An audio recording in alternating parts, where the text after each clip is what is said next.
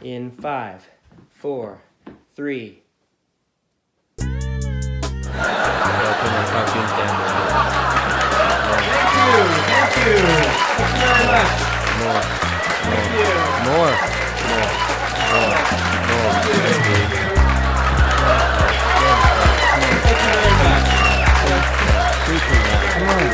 How much kitties you got? How much kitties you got? Thank you, everybody. Thank you very much. How much kitties you got? How many problems? Good evening, I'm Jason Ladd, and this is the Corona Comedy Hour, coming to you live from a cabin in Alaska. The Corona Comedy Hour will be limited to 5 minutes due to coronavirus.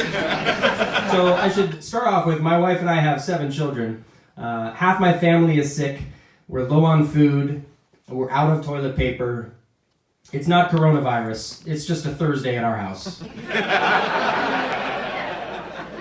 I didn't even know about the whole coronavirus problem until recently when I saw the shelves were empty in the supermarket. I saw a guy with 24 packs of toilet paper. I just thought he has 7 kids too. So you're not supposed to put your hands near your face or your mouth. How am I supposed to take the gum out of my mouth? I've been swallowing my gum for 9 days. Trying to find somebody who can help me with that. So the government has issued some guidelines for managing the new coronavirus outbreak. But after all the guidance, I still have some questions. Like, you're supposed to avoid social gatherings, but what if your friends are antisocial? I have one friend with multiple personality disorder. I mean, how many do they count for? I haven't seen any guidance on that. If you flatten a curve, isn't that a line? Shouldn't we be trying to make a line? So when you include our blonde lab, my family by itself is a social gathering of 10 people. What if my wife gets pregnant? So my wife isn't always completely in tune with the news. She asked me today if I knew about the Wu-Tang virus. So CDC guidance is to keep your hands away from your nose and mouth.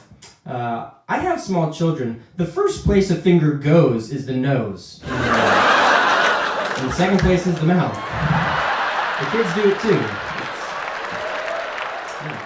So I have a quote from a news report this week. It said, social distancing works because droplets expelled from the nose and mouth only travel 6 feet before gravity brings them down, said a researcher who's never seen a dad sneeze.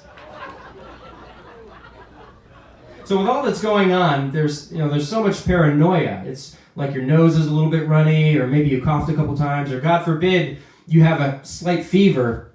By the time this thing is over, they're saying that 40 to 70% of Americans are going to have an itchy butt. Yeah, the fear is real. And the rear is feel bad with no TP. That's what we're learning. I'm not joking though. Thousands more people could be dead in just a few months if we don't do something right now about Planned Parenthood. So we need to flatten the curve with this coronavirus, though. I think people should do what I did, have a bunch more kids. And we need to increase the denominator with lots of new healthy humans, I think. Ratio goes down, curve flattens out. I think that's what we should do. But coronavirus has people not shaking hands anymore, too, right? There's a lot of alpha males out there that have to find a new way to establish dominance on first contact. Those are the early squeezers, or the guys with the vice grip, or the long hold. Stop it, guys. Just stop it. The handshake should be firm but brief, like America's resolution to quarantine.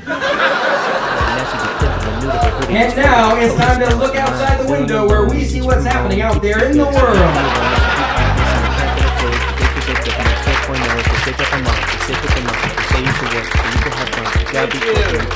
Thank you.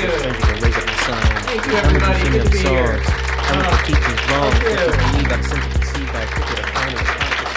Thank you very much. Well, what a week. What a week. Let's get right into it.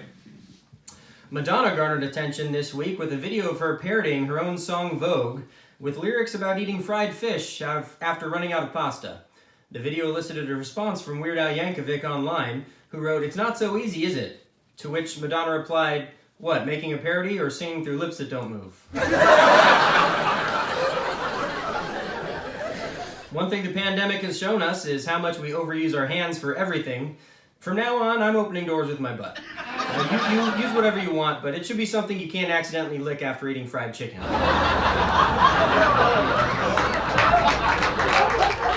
Citizens worldwide have taken up their sewing machines to make masks for the war effort. Traditionally, masks are designed for use on a single face, but Chinese President Xi Jinping says he's not worried, he'll take 2. It's politics as usual in Washington as Democrats stuff bills and Republicans rebuff Democrats, only seeming to agree that it's important to continue to posture for votes from constituents who plan on heading to the polls this just in, they're dead. The constituents are dead. Oh, this just in, a bill has been passed in the House and the Senate and will head to the President's desk for signature. The bipartisan bill secures $7 trillion for roads and schools that won't be used in the next 18 months. I'm glad they could agree on something. One thing the left and the right can't agree on is that the coronavirus is terrible. It's like chocolate milk poured by your toddler onto the living room rug. It's like a Miley Cyrus video targeted at tweens. It's like melted butter on a biscuit out of a 400-degree oven. There's no way to stop it from spreading. People are finding ingenious ways to help out during the pandemic. Some are now using 3D printers to print face masks that can be reused with disposable filters. Manufacturers are now rushing to print more 3D printers so that more 3D printers can be printed. So, I'm sorry, it was an Inception brain freeze. It's good. The global pandemic has been compared by some to World War II. Guys, this is nothing like World War II. You know how I know? No one's outside. I'm pretty sure they fought outside. I gotta be better than this, guys. With the threat of furloughs looming above the airline industry, flight attendants are working with union representatives to fight discrimination based on pneumonia.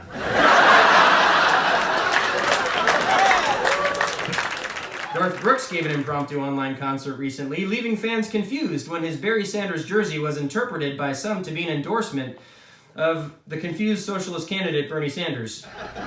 Former presidential candidates Elizabeth Warren and Joe Biden supporters were also confused when he changed wardrobes, when he reappeared in a dog-faced pony soldier t-shirt and was sporting native brand sunglasses.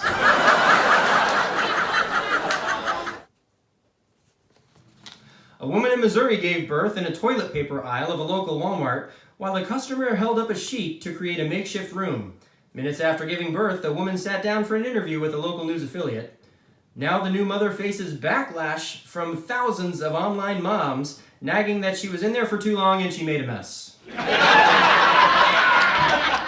And that's all for the Corona Comedy Hour. Stay safe, and remember, somewhere Arnold Schwarzenegger is petting miniature horses practicing for his next big one-liner to this virus. You're vaccinated. I'm your host, Jason Ladd, live from the capital, Alaska. Good night. There's broken wind from hidden silence creeping in the dark, creeping in the dark. There's broken trust from people seeping secrets in the bar. Someone in the bar. There's one.